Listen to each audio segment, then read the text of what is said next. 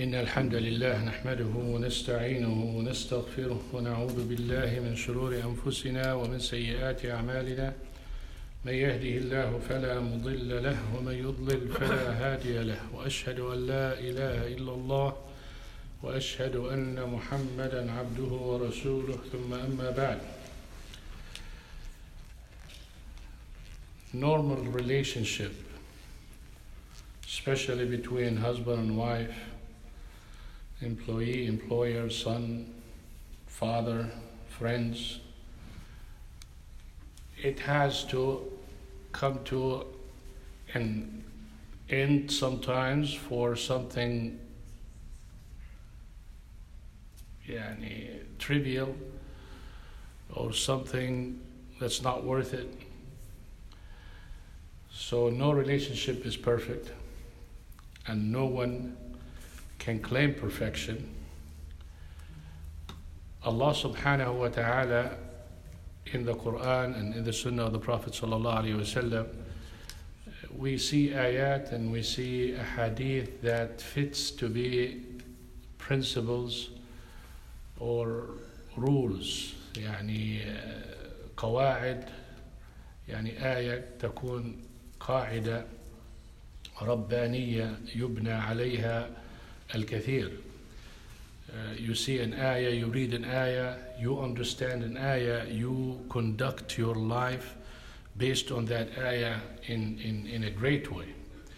One of those ayat, it's not even a whole ayah, part of an ayah, refers to talaq, divorce. Allah subhanahu wa ta'ala said, وَإِن طَلَّقْتُمُوهُنَّ مِن قَبْلِ أَن تَمَسُّوهُنَّ وقد فرضتم لهن فريضة فنصف ما فرضتم إلا أن يعفون أو يعفو الذي بيده عقدة النكاح وأن تعفوا أقرب للتقوى ولا تنسوا الفضل بينكم. This is the part. لا تنسوا الفضل بينكم.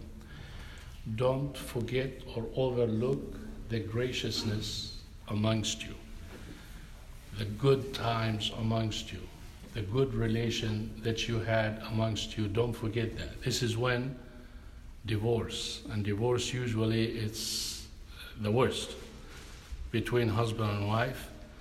And Allah subhanahu wa ta'ala in a different ayah, He encouraged تسريح بإحسان، إمساك بمعروف أو تسريح بإحسان. When you divorce, you should be more gracious than when you are married, meaning that you need to exert more effort to be good and to not let anger and the bitterness amongst you for this divorce exceed the limit or treat the person wrong. وَلَا تَنْسَوْا الْفَضْلَ بَيْنَكُمْ. Allah subhanahu wa ta'ala gave them this right in the middle of this ruling. When we look at the fadl, the scholar said شيء زائد يفعله الإنسان إحسانا منه مع القريب والبعيد والصاحب والغريب، وهو على التفسير الصحيح ما يفعله الذي يعامل وليس الذي يعامل. I have a friendship between me and him. Fadl that I should not forget, it is extra goodness that I have to give for not just him. This is normal for the close person and the faraway person, the relative or non-relative, friend or not friend. But when you have to have relationship, this is becomes more of a must on you to deal with that person this way. And this is me, Allah subhanahu wa ta'ala is addressing me, I am the one dealing with him, so the talk is directed to me, not to him. So if the person is divorcing, so the one who is divorcing is the one who will do that extra goodness or extra graciousness. Tensau, when you say tensau in Arabic linguistically, it means to forget.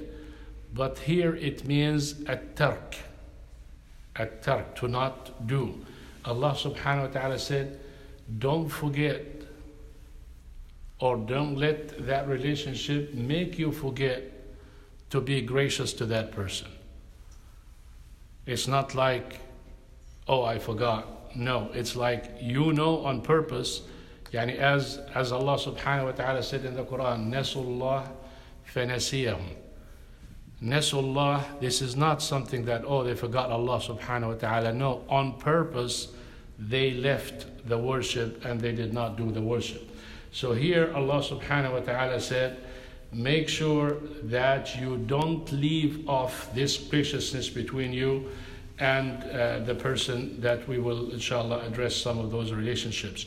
Before I get into the relationship, Jubayr ibn Mut'im radiyallahu anh reported from his father, دخل على سعد ابن أبي وقاص رضي الله عنه فعرض عليه ابنته أو ابنة له فتزوجها. The father of Jubayr ibn Mut'im entered the house or the place where Sa'd ibn Abi Waqqas radiyallahu anh, one of the companions, he entered and he offered him the marriage of one of his daughters. So he married her. فَلَمَّا خَرَجَ طَلَّقَهَا. When he left, when her father left, he divorced her and he sent for her the mahr, the dowry. قِيلَ لَهُ طلقتها وبعثت لها المهر أو الصداق فلما تزوجتها. And they told him, why did you marry her if you divorced her right away and you still paid the dowry? قال عرضها علي فكرهت ردها. He offered me, I couldn't tell him no. And then قيل له فلم تبعث بالصداق قال فأين الفضل إذن. So they told him, okay, then why did you send the dowry? He said, then where is the fadl? The fadl that we mentioning, the graciousness. How can I be appreciative to him and her even though he doesn't want her? Just like you're divorcing, you don't want her, and Allah subhanahu wa ta'ala said, وَلَا تَنسوا الفضل بينكم. You're breaking a relationship and you need to continue that goodness there. If you talk between husband and wife, how long a person lives with his wife generally, and how much they share sweet times, and they probably have children, and they went through good and bad, and all of a sudden, something comes up and they divorce and they forget everything. Yeah, I understand. You might not get along with someone, you might not like even someone. One of the companions married a companion. She came to Prophet Muhammad sallallahu alaihi wasallam and she said, "O Prophet of Allah, my husband is wonderful. I cannot complain about his manners or his faith, but I cannot fulfill my duty to him as a wife. I don't like him. Whatever reason." Simply, the Prophet ﷺ said, "Would you give him back his dowry or what he paid you?" She said, "Yes." He said, "Do it." And he divorced them. So the whole purpose of the relationship is what? To live with someone you like and you get along with. So if that rahmah or that love disappears, then separation is better. You find a lot of people sitting and living in miserable lives. I don't know, sometimes you question and you wonder why Allah subhanahu wa ta'ala legislated divorce. He wants you to live happy. So if you cannot live happy, I know in certain situations you might sacrifice that happiness, especially if you have children and such. But some people just don't get it. They're not living the good life, and the other person is not changing, and you continue on living that life when Allah subhanahu wa ta'ala wants you to marry so you can continue and finish your deen. What kind of a deen are you doing when you cannot even live like a husband and wife? You know some relationship where people are each one is sleeping in a different room, or someone sleeps on the couch for years. And they call that a life or a marriage life? No. Yani Allah subhanahu wa ta'ala legislated for every situation, every problem, a way out. But He guides. لا تنسوا الفضل بينكم. صديق, يعني if you have a friend, you have a strong relationship with that friend, you shared years of probably invitations, living, eating, drinking, studying, all of those things, you lived it together, probably like brothers. And then something comes in between you, let it be you misunderstood him, let it be someone told you a wrong thing about him, let it be business, let it be any kind of relationship that caused you to split from him. And some people, when they do that, they discontinue talking as if they are major enemies. I can differ with him over something. I get my right, he gets his rights. Life goes on. You cannot just assume every time that you want to differ with someone, then you want to cut the relationship with him. What kind of brotherhood? That means nothing. That means what connected you with that person is not the love of Allah subhanahu wa ta'ala. Because really, you love a person for the sake of Allah subhanahu wa ta'ala. Impossible that someone comes and backbite him, tells me he said such and such about you, and I go just crazy just like that on that person.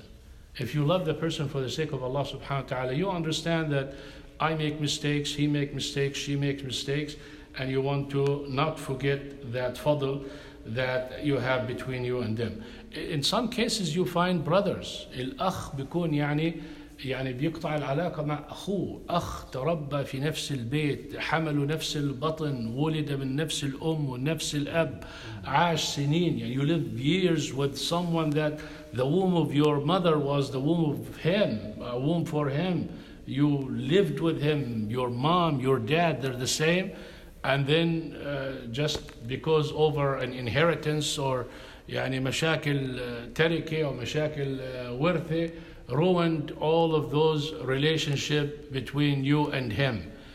I think you remember the hadith that I mentioned of reaching to your kinship, صلة الرجل بأهله وتجميع أهله على طعام، يعني عمل عظيم جدا جدا جدا عند الله سبحانه وتعالى. It's a huge thing to gather your family together, even if their hearts are not together. Allah subhanahu wa ta'ala loves that.